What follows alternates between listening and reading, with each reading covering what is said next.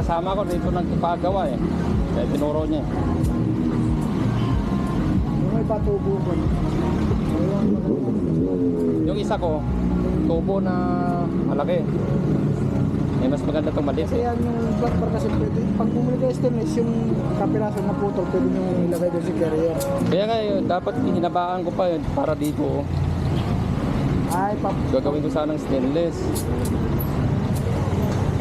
Hindi rin kasi makakabili ng ano yun, yung ganun lang. Kailangan Ayan. perfect sila, di ba? Hindi sila magbibili. Nakalimutan ko kanina, dapat pinadagdagan ko na.